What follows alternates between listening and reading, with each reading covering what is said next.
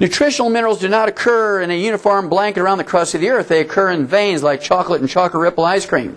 Nutritional minerals do not occur in a universal blanket around the crust of the earth. Even in a single field on a farmer's property, minerals occur again in veins. So row number 1 might have 22 minerals in it in that field. Row number 5 might have 3. Row number 10 might have 16. Row number 15 might have 0. Row number 20 might have 70. Row number 30 might have 0. Row number 35 might have 3. Row number 40 might have 16. So when you wake up in the morning and you're eating your organic multi-grain toast, it's a throw of the dice on which row in the field that grain grew in, how many minerals you're getting. And if that field is 10 years old, there's none in there. Because farmers don't put the minerals back in the soil. Because if they were to put all 60 essential minerals in the soil that you and I need, an ear of corn would cost you $35. An apple would cost you $20. So they're not going to do it.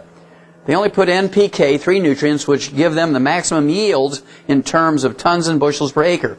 A farmer does not care how many minerals are in the pasture where the animals eat. A farmer does not care how many minerals are in the grain he's feeding his livestock, his cows and sheep and pigs and chickens. Because he gives them little pellets with everything in there. That's his insurance policy. He gives them the pellets measured per animal.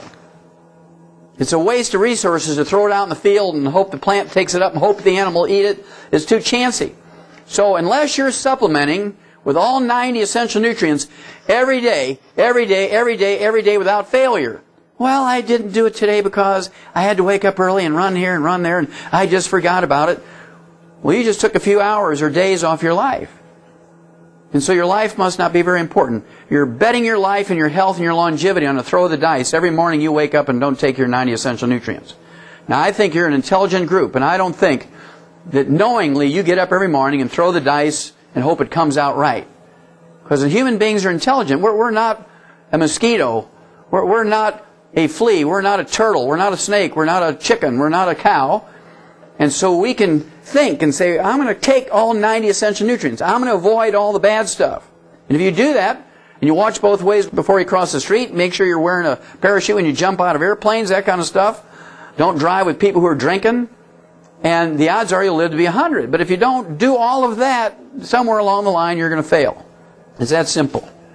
Now people always say to me, now come on, Doc. Now what about people 100 years ago, 500 years ago, 1,000 years ago? They didn't supplement. They didn't supplement. I'm telling you, the supplementation started over 50,000 years ago. Supplementation started over 50,000 years ago.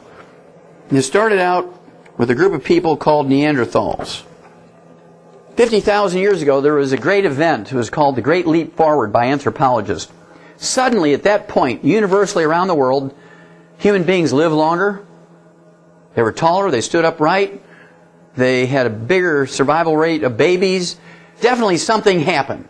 Because the group of people prior to the Neanderthals, the Cro-Magnons, they lived about a third of the length of time. They had a very low survivability of babies. They were around for thousands of years. But when the Neanderthals came, the Neanderthals either ate the Cro-Magnons, or they brought in bacteria and viruses which wiped them out. One or the other. There was no hybridization between them. We know that from DNA comparisons.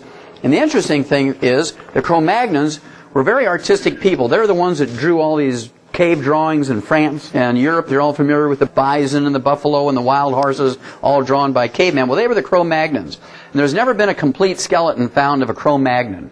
All we find are fragments of jaw and a little bit of a skull and maybe a wrist bone. That's it. We've never found anything remotely near a complete skeleton of a Cro-Magnon. Never. Well, the next generation of human beings, the Neanderthals, the classic cavemen, the Neanderthals, we have 10,000 complete skeletons. So it went from nothing to 10,000 complete skeletons. And this is why anthropologists call this the Great Leap Forward. Suddenly there was something different that happened. And they attribute it to a change in the voice box structure of the Neanderthals. Now, that's because that's all they know. And they said, well, they can communicate better. That's why they live 3 times as long. And I'm telling you, there's something different here. Now, nobody else has tripped onto this. And the reason I tripped onto it is because of my background.